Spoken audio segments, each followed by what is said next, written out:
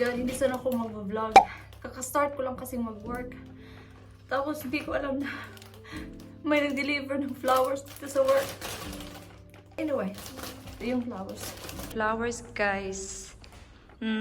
Yung concern ko is, magkano kayong binayad niya dito? Di ba? So, tapos na akong nag-work, guys. So, yun yung nangyari kanina. So, ikwento ko na lang sa inyo mamaya pag nakarating na ako sa bahay kasi ayoko nga sana mag-vlog today. Nag-vlog lang ako para makita nyo lang yung flowers na dineliver kanina. So, uwi na ako, guys, kasi tapos na yung work ko, 5:25 na. So, I will see you. Pag nakauwi na ako, nandun yung coat ko sa kabilang side. Bye-bye! So, tinanggal ko na siya, guys, sa ano ba? Sa kanyang plastic. So, yan siya. Ang ganda. Wala nga akong mahanap na balalag na vase kasi yung iba kong mga vase is binigay ko na sa charity nung years ago pa. So, ito na lang yung nakita ko sa kwarto. Alam ko meron akong ganito sa kwarto. So, gagamitin ko na lang itong nilagyan ko ng tulips. Binigay niya din to sa akin nung Sabado. Nung nag-grocery siya. So, i-transfer ko na lang to doon sa isa. Sabi ko nga sa kanya, magkano ba yung binayad mo dito? Kasi, ayoko kasi talagang mag-spend ng too much sa flowers lang, guys. Kasi alam ko namang, you know, in how many days, maano lang din siya. Mamatay. Masok ako sa work ng 12:45. Wala kasi siyang work hanggang next week. So, kaya pala kayo ng umaga, sabi niya, what time you going to work? Yun pala. Meron pa lang siyang plano. So, pagkapunta ko sa work, gumising siya kasi nag-nap siya. Natulog siya ba? Sa sofa. Pagkapasok ko sa work, mga after 10 minutes, nag-start ako mag-work. Muna ako doon, naglinis-linis muna ako doon sa mga tinda namin. Inayos ko. Tapos yun, may dumating na babae na may dalang flowers. Tapos dalawa lang kasi kami nag-work kanina. So tapos yung isa is pumunta sa likod. So walang iba kundi ako yung nasa floor. Tapos sabi ng babae, flowers for Jenny? Sabi ko, yes, me. Naiyak talaga ako, guys, kasi syempre, ang bang feeling na may magbigay talaga sa iba, parang extra siya, guys, extra effort. Alam niyo ba yung ganun? Alam niyo ba yung ibig kong sabihin? Alam mo kung alam niyo na yun. Iba talaga, guys, pag yung may effort talaga yung mga extra na ganito. Kasi you feel more, love, ganun. Pero nung nasa Pinas pa talaga ako, guys, nagaganito na lang talaga si Dib sa akin. Nagsisend siya ng mga flowers. Bumibili siya sa town. Kasi may mga Facebook page na ngayon, di ba? Tapos deliver sa bahay. Minsan may mga cake, gano'n. Yun siya even before. Dito nga lang sa UK, ako na yung nagsasabi na, huwag mo na akong bilhan. Kasi nung nakatira na ako dito sa UK, nakita ko na yung mga presyo ng mga flowers. Sabi ko, huwag na akong bilhan. Bumibili ako ng flowers sa sarili ko, yung mga tulips, ganito, mga 3 pounds. Kaya binibilan niya ako ng tulips kasi alam niyang gusto ko. Ang itsura niya. Nandito ako ngayon sa CR. Kasi ako, guys, maghahakbat. Pakita ko muna sa inyo bago ako mag-wash ng aking katawan. So, ito yung ginagamit ko sa aking mukha. Pag naubos to, bibili na naman ako ng bago. I-try ko yung, parang wonky yung aking phone. So, i-try ko yung Neutrogena. So, pumunta ko kaya na sa Superdrug kasi gusto ko siyang i-try. Pero sabi ko, ubusin ko muna to bago ako bibili. Kasi yun talaga yung gusto ko, guys. It's either lotion or skincare. Gusto ko talagang maubos muna siya bago ako bibili ng bago.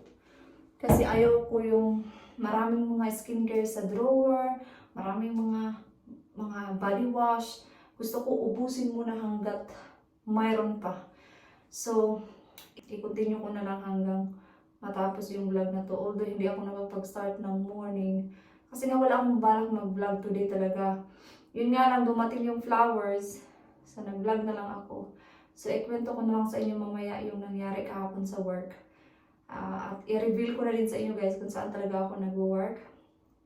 Mag-wash muna ako ng aking sarili and then while nag-skincare ako, sasabihin ko sa inyo kung ano talaga at saan ako nag-work. Okay? Ngayon is tayo ay mag-i-skincare na. So, tulog na yung aking mga kasama at ako na lang ngayon nag-iisang gising. So, ngayon mag-skincare tayo na at pag-usapan natin yung aking work at saan nga ba ako nag-work. So, mag-toner muna tayo. And nakabili na ako ng cotton kahapon sa shop. So guys, ito na talaga no. Sasabihin ko na talaga sa inyo. And so, nag-work ako guys sa Card Factory. So, ilagay ko dito, Card Factory. Hindi siya yung nagtatrabaho sa factory. So, it's name siya ng company, Card Factory. Meron kaming bagong open actually sa Dubai. Kasi nag-meeting kami nung 2 weeks ago. Sabi ng manager ko, may bagong shop daw kami sa Dubai. So, yeah. So, Card Factory siya. So, ano nga ba yung mga tinda namin? Maglagay ako dito ng yung parang mga screen record. Screen record ba yun? Lagay ko dito. So, yun yung mga tinda namin is mga cards. That's why sa mga vlogs, sinasabi ko, busy kami. Kasi, pag Pasko, busy. Pag mga Valentine's, Father's Day, mga ganon, mga important events dito sa UK, busy talaga kami. Kaya, lagi kong sinasabi yun sa vlog. And that's the reason why na may mga covers, extra hours, dahil yun sa mga ganong times. All about mga party stuff, mga diaries, mga wrapping papers, mga party bags, mga ganon siya. So, ipakita ko dito sa inyo, lagay ko dito. So, there's nothing really fancy about my job, but napakahirap guys maghanap ng job na ganon dito sa UK lang, mga retail. Kasi ako talaga, personally, nahirapan talaga ako maghanap ng job na ganitong field. Yung talagang cashier. Kasi nung bata ako, pangarap ko talaga mag-cashier. Yun talaga yung pangarap ko dati na kung mag-work lang ako ng ganito, o happy na ako, ganun. Kasi lumaki kasi ako guys na may tindahan kami nung bata pa ako. Kaya parang nasanay ako sa ganong environment na parang magtinda-tinda. Kaya ngayon na nandito ako sa UK at naging ganun na yung trabaho ko, parang ang saya ko kasi ito yung parang pinangarap ko nung bata ako pa na sana maging ganito yung work ko paglaki ko. Kaya ngayon na nandito ako sa UK na ito na ginagawa ko, parang naisip ko tuloy yung nung bata ako na parang ito yung sinasabi ko noon na gusto kong maging cashier. So yun, and I'm really thankful talaga guys na nagkaroon ako ng work na ganito kasi sa mga Facebook, like sumasali ako kasi ako sa mga selling page. Yung iba talaga is nagpo-post talaga sila na naghahanap sila ng mga work because they can't find a job online.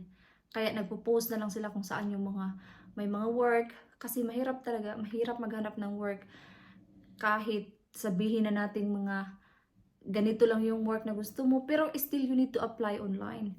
Kasi kahit nga sila si Dave yung nag-i-interview ng mga nag-a-apply ha, still mahirap pa rin yun kasi sabi nga ni Dave, marami daw nag-a-apply na hanggang interview lang, pero hindi talaga magaling sa work. Yung mga ganun. So, kaya kung natanggap ka man sa work, malaking bagay na talaga yun, especially pag dito sa ibang bansa. Kasi syempre, iba yung kinalakihan natin, iba yung culture, iba yung, although marunong tayo mag-English guys, but sa mga English kasi iba yung definition minsan pag nag-i-speak tayo. Kaya minsan naiiba yung the way you speak and the way they understand. Yung mga ganong bagay. Kaya ngayon talaga na naka-work na ako sa mga English na tao dito sa UK.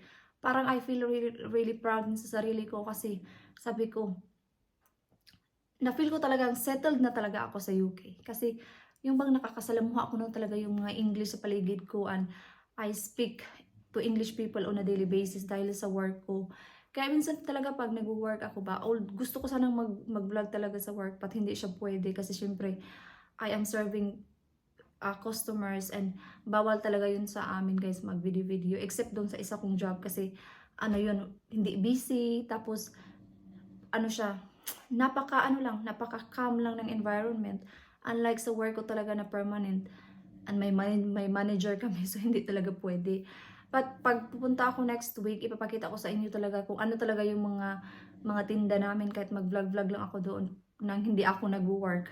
Pag pupunta ako doon as a customer, siya i-vlog ko, i-insert ko sa mga vlog ko up sa coming weeks.